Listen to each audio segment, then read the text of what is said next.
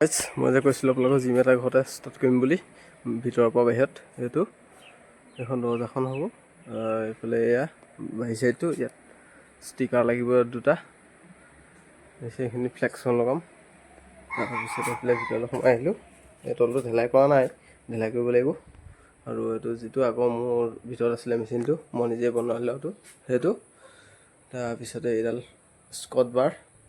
আৰু এখন বাইচেপৰ আৰু এইফালে ফ্ৰণ্টৰ ছাইডটো এখন গ্লাছখন এয়া দেখা পাইছে এইটো ছাইডটো এনেকৈ টিং লগাই দিলোঁ আৰু এইফালে এয়া বৰ্ডাৰ লগালোঁ আৰু এইফালে এইখন এইটো মোৰ মেচিনটো আৰু ইয়াৰ যিখিনি বস্তুখিনি এইখিনি ইয়াত থৈছোঁ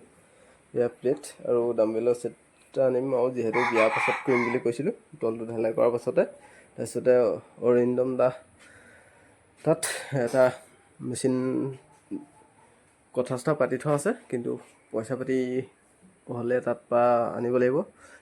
এইটো মেচিনৰ গোটেই সেইটো যেনিবা গোটেই ফাংচনখিনি তাত আছে 14টা তাত কৰিব পৰা হ'ব আৰু কেইবাটাও মাৰি থাকিব পৰা হ'ব যিহেতু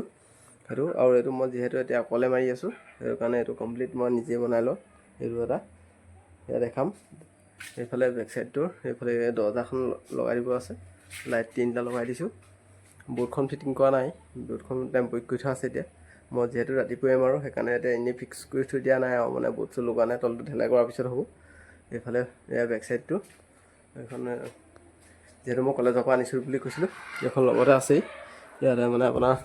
নাম চাম এনেকৈ লিষ্টখন লগাব পৰা হ'ব আৰু এইখন পুৰা ধুনীয়া এইখন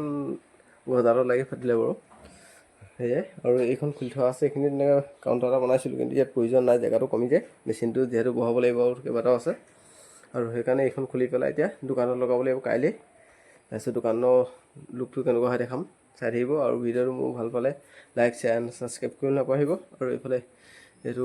ভিতৰৰ পাৰ্টটো আমাৰ ৰুমৰ আৰু এইটো কমপ্লিট এটা হল হৈ গ'ল মই ইয়াৰ পৰা দেখাই দিছোঁ বাৰু এয়া আজি দেখাইছে আজি চল্জাৰ মাৰিছিলোঁ আৰু ইয়াৰ পৰা দেখা পাইছে আৰু 14 ফুটীয়া এটা ৰুম আৰু এইফালে 24 ফুট পুৰা 24 ফুট আছে দীঘলটো এইটো দীঘলটো আৰু এইফালে বহলটো 14 ফুট আছে এইফালে ডাইনাৰ টিং লগাই দিলোঁ ছাইডটোত সেয়াই আৰু ভাল পালে লাইক কৰি দিব